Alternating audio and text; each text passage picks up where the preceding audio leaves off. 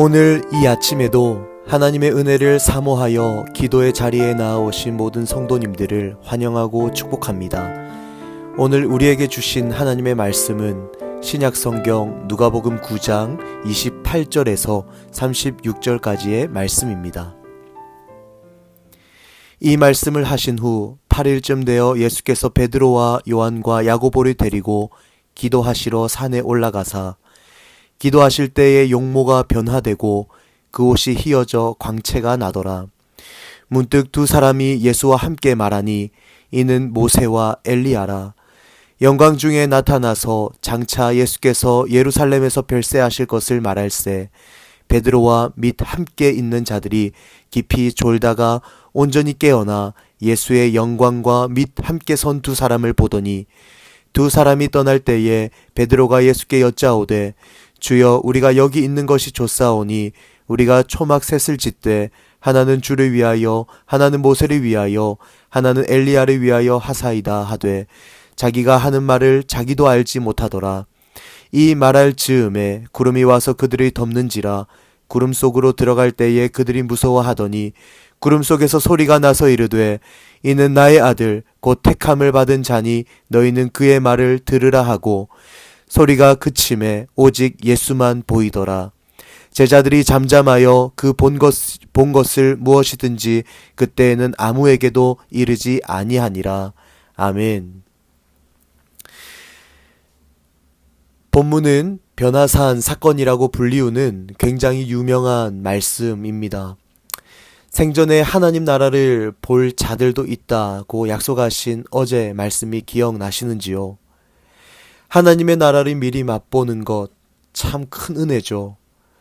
예수님은 자신의 영광스러운 변모를 보여주심으로 하나님의 나라를 맛보도록 제자들에게 은혜를 베풀어 주십니다. 제자들은 갈보리산에서 십자가의 고난과 수치를 직면할 때 변화산의 영광을 기억해야 합니다. 사랑하는 사김의 교회 성도 여러분, 바라기는 오늘을 살아가는 우리 모두에게도 고난과 수치가 하나님의 영광을 기억하는 아름다운 시간으로 거듭나기를 간절히 원하고 바라고 기도합니다. 하나님의 은혜와 하나님의 충만한 사랑하심이 우리 모든 성도님들에게 있기를 사랑하는 주님 이름으로 축복합니다.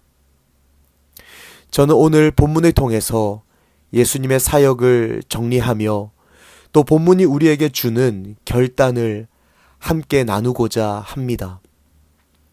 예수님의 사역은 첫 번째로 기도였습니다. 여러분, 기도는 성도의 호흡입니다. 예수님은 기도를 쉬지 않았습니다. 예수님의 기도는 하나님 아버지와의 친밀한 관계에서 지속될 수 있었습니다. 그렇기에 예수님은 수시로 기도하셨습니다. 28절 말씀입니다. 이 말씀을 하신 후 8일쯤 되어 예수께서 베드로와 요한과 야고보를 데리고 기도하시러 산에 올라가사 아멘. 베드로는 예수님을 주는 그리스도시요 하나님의 아들이십니다 라고 고백했습니다. 가이사랴 빌립보라는 황제의 통치와 로마의 가치가 어우러진 세상의 한복판에서 이러한 믿음의 고백을 한 것이죠. 그 8일이 지났을 때 예수님은 베드로와 요한과 야고보를 데리고 기도하러 산에 오르셨다라는 것입니다. 온전하신 하나님의 아들 예수님도 이처럼 기도하셨다면 여러분, 연약하고 부족한 저와 우리는 무엇이 살아갈 때 필요할까요? 여러분, 바로 기도인 줄 믿습니다. 우리가 기도의 자리에 머물러 있다면 그것만큼 큰 은혜는 없을 것입니다. 예수님의 사역 두 번째는요, 새로운 출애굽이라는 것입니다. 새 출애굽이라는 말씀 들어보셨나요? 예수님께서 새 제자를 데리고 가신 것은 보여줄 게 있다는 사인일 수 있습니다. 29절에 그 사인이 무엇이었냐면 기도하실 때에 용모가 변화되고 그 옷이 휘어져 광채가 나더라. 아멘. 이 말씀을 어떻게 이해하고 예수님은 이 그림을 통해서 이 영광스러운 용모가 변화되고 옷이 휘어져 광채가 나는 그러한 장면을 보여주면서 무엇을 이야기하고 싶으셨던 것일까요? 이 말씀을 읽을 때 우리는 출애굽기 34장이 떠올라야 합니다. 모세가 출애굽 이후에 이스라엘 백성을 향하여 하나님의 말씀을 전해주기 위하여 하나님의 말씀을 받기 위해 산에 오릅니다. 그리고 모세는 하나님과 대면하죠. 하나님과 대면한 모세 얼굴에 하나님의 영광이 반영됩니다. 그 영광스러운 빛을 백성들이 제대로 볼 수 없어서 모세는 백성들을 위해서 자신의 얼굴을 수건으로 가립니다. 그러니까 산에서 기도하시다가 발생한 예수님의 변모는 시내 산에서 이 하나님을 만나 변모한 모세의 사건과 평행구를 이룬다라는 겁니다. 즉, 변화산 사건은 새로운 출애굽을 이야기하는 겁니다. 모세는 이스라엘 백성을 400년 노예 생활에서 구출했습니다. 모세는 오실 예수 그리스도의 예표적 인물입니다. 그리고 예수님이 친히 오셔서 용모가 변화되었고 옷이 휘어지는 이 영광스러운 모습을 통해서 구원을 완성하는 분으로 새로운 출애굽을 시작하실 것을 암시하는 사건이 바로 오늘 본문의 말씀이라는 말입니다. 예수님과 함께 모세와 엘리야가 있었습니다. 모세는 율법의 대표고 엘리야는 선지자의 대표라고 볼 수 있죠. 그 둘에게는 모세와 엘리야에게는 예수 그리스도가 녹아져 있습니다. 그러니까 모세와 엘리야는 예수 그리스도를 반영하고 있다라는 말입니다. 그 세 사람이 한 자리에 있고 하나님의 말씀이 선포되는 거죠. 이것이 예수님이 본격적으로 구원의 역사, 새로운 출애굽을 행하시겠다는 것을 암시하고 있는 겁니다. 예수님의 사역 세 번째는요, 십자가에서 죽으시는 것이었습니다. 사랑하는 성도 여러분, 새로운 출애굽, 구원의 역사, 이것은 어떻게 이루어지는 겁니까? 십자가에서 예수님이 죽으셔야 이루어지는 사건입니다. 31절 말씀입니다. 영광 중에 나타나서 장차 예수께서 예루살렘에서 별세하실 것을 말할세. 아멘. 예수님께서 예루살렘에서 별세하실 것, 이것이 구원의 역사, 새로운 출애굽이에요. 별세를 원문의 의미를 살려 번역하면 여러분, 별세가 헬라어로 엑소더스입니다. 예루살렘에서 이루실 일, 성취하실 일은 출애굽이라는 거예요. 죽음을 뜻하는 이 출애굽이라는 표현은 예수님의 새 출애굽을 통해 온 인류에게 주어질 죄와 사망에서의 해방을 가리키는 겁니다. 예수님은 이 땅에 죽으러 오셨습니다. 죄의 모든 더러운 문제를 해결하기 위하여 십자가에 못 박히기 위하여 이 땅에 오셨습니다.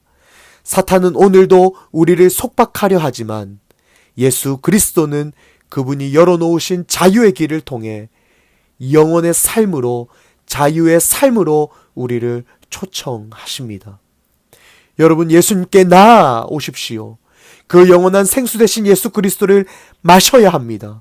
생명의 떡 되시는 예수 그리스도를 우리는 먹어야 합니다. 우리의 구원을 위해, 새로운 출애굽을 위해 예수님은 예루살렘으로 들어가시죠. 십자가를 지시고 십자가에서 죽으시고 죄의 문제를 해결하기 위해 예루살렘에 들어가십니다. 여러분, 한번 생각해 보세요. 애굽의 노예로 살던 이스라엘 백성들이 홍해를 건넜습니다. 홍해를 건널 수 있었던 근거는 무엇이었을까요? 전날 밤 문설주 임방에 발린 어린 양의 죽음의 피입니다. 6월절 어린 양의 피로 죽음이 그들이 넘어갔을 때 그들은 이미 구원을 받은 것입니다. 예수님이 그 이후로 이 땅에 오신 겁니다. 유월절 어린 양의 피로 죽음이 이스라엘 백성에게 넘어간 것처럼 예수 그리스도가 십자가에서 피 흘려 죽으셔야지만 우리의 죄의 문제, 사망의 문제가 해결받는 것이죠. 저는 간절히 기도합니다. 오늘 말씀을 듣는 분 중에서 구원의 확신이 조금이라도 흔들리는 분 계시다면 유월절 어린 양의 피가 이스라엘 백성들을 죽음에서 구원한 것처럼 십자가에서 피 흘려 죽으시고 부활하신 예수 그리스도를 나의 구원자, 나의 주인으로 영접하셔서 죽음으로부터의 해방, 영원한 하나님 나라를 소망할 수 있는 영원한 생명을 소유한 하나님의 자녀로 특권을 누리시는 그런 은혜가 있기를 간절히 원하고 바라고 기도합니다. 사랑하는 여러분, 예수님의 사역은 첫 번째로 기도였고 두 번째로 새로운 출애굽이었죠. 하나님께 주파수를 맞추며 하나님의 뜻, 하나님의 구원의 역사를 행하시는 겁니다. 그리고 세 번째 사역은 십자가에서 온 인류의 죄를 짊어지시고 죽는 것이었습니다. 하나님의 뜻에 철저하게 순종하시죠. 그러면 오늘 우리는 예수님의 사역을 보면서 어떻게 살아가야 할까요? 첫 번째로 깨어나야 합니다. 32절입니다. 베드로와 및 함께 있는 자들이 깊이 졸다가 온전히 깨어나 예수의 영광과 및 함께 선 두 사람을 보더니 아멘. 야심한 밤이었을까요? 깊은 시간까지 기도 자리에 예수님과 함께 있었던 제자들은 졸았다라는 겁니다. 예수님은 그리스도시고 하나님의 아들이십니다 라는 신앙 고백을 했지만 그들은 졸았습니다. 왜냐하면 예수님이 하실 새로운 출애굽에 대하여 이해하지 못하고 있었기 때문이죠. 예수님과 3년을 함께 지내도 영적인 눈이 열리지 않으면 예수님이 걸어가신 길의 본질과 사역의 의미를 깨닫지 못하는 겁니다. 저는 우리가 오늘 하루를 살아갈 때 깨어 있기를 간절히 소망합니다. 영적으로, 육적으로 깨어 있어야 합니다. 온전히 깨어나야 예수 그리스도의 영광을 볼 수 있습니다. 두 번째, 우리의 오늘의 삶에 이루어져야 하는 것은 그분의 말씀을 들어야 한다라는 겁니다. 베드로는 세 개의 초막을 짓자 제안하지만 베드로의 제안과 동시에 구름이 와서 그들을 덮고 구름 속에서 소리가 들립니다. 나의 아들 곧 택함을 받은 자니 너희는 그의 말을 들으라. 아멘. 너희는 그의 말을 들으라. 베드로의 제안이 거절되고 하나님이 다른 답을 주십니다. 그의 말을 들으라. 우리는 언제 하나님의 말씀을 진짜 들을 수 있을까요?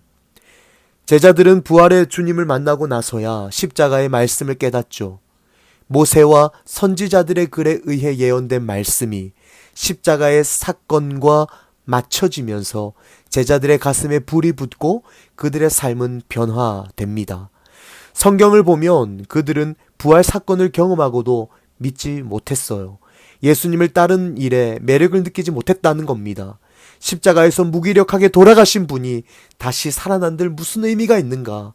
그래서 부활의 주님을 만난 제자들이 바로 예수님을 따르지 않습니다.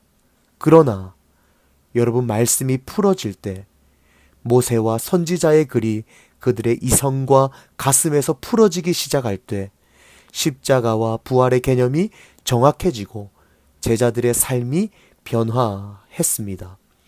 우리는 오늘 말씀을 만나야 합니다. 하나님이 자기 백성을 구원하시는 목적은 예수 그리스도의 말씀을 듣도록 하기 위해서인 줄 믿으시기 바랍니다.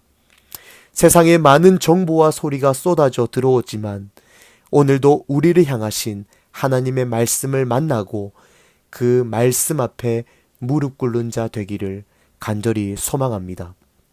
마지막으로 예수님만 남는 인생을 꿈꿔야 합니다. 36절, 소리가 그침에 오직 예수만 보이더라. 제자들이 잠잠하여 그 본 것을 무엇이든지 그때에는 아무에게도 이르지 아니하니라. 아멘. 소리가 그치면서 결국 예수님만 보입니다. 제자들이 산에서 목격한 영광스러운 그림, 그 광경의 끝은 남겨진 예수 그리스도였습니다. 이것이 우리 인생이 추구하는 본질이 되어야 될 줄 믿습니다. 예수 그리스도가 남는 인생, 예수님만 보이는 인생이죠. 세상의 많은 것을 누리고 휘저어도 예수님이 없는 인생은 아무것도 아닙니다. 반대로 힘들고 지치고 어렵고 아파도 예수님이 있으면, 그의 인생에 예수님이 보이면 하늘의 영광, 하늘의 복이 그의 전 인생을 덮고 하나님이 그를 끝까지 책임지시는 것입니다. 말씀을 맺겠습니다. 예수님은 기도하셨고 새로운 출애굽을 하셨으며 십자가에서 죽으셨습니다. 그리고 그 예수님의 사역을 바라보며 우리는 깨어나야 합니다. 예수님의 말씀을 들어야 합니다. 그 말씀을 만나야 합니다. 마지막으로 예수님만이 남는 인생을 꿈꾸어야 합니다. 기도하겠습니다. 하나님 아버지, 감사합니다. 예수님을 통해 기도를 배우게 하시고 새로운 출애굽 사건을 통해 우리를 구원해 주셔서 감사합니다. 오늘도 당신의 말씀만 붙들고 사는 예수만 남는 인생 되게 하여 주옵소서. 그리고 우리 개인의 기도 제목을 놓고 우리의 가정과 다음 세대 자녀들, 청년들을 위해 기도해 주십시오. 또한 하나님께서 예배 처소를 허락해 주셨음에 감사드리며 주중 공간과 필요한 모든 과정 또한 은혜 가운데 잘 준비되어 가기를 기도해 주시기 바랍니다. 마지막으로 나라와 민족과 온 열방에 하나님 나라가 세워지기를 한 마음과 한 뜻으로 기도하며 나아가시겠습니다. 함께 기도하시겠습니다.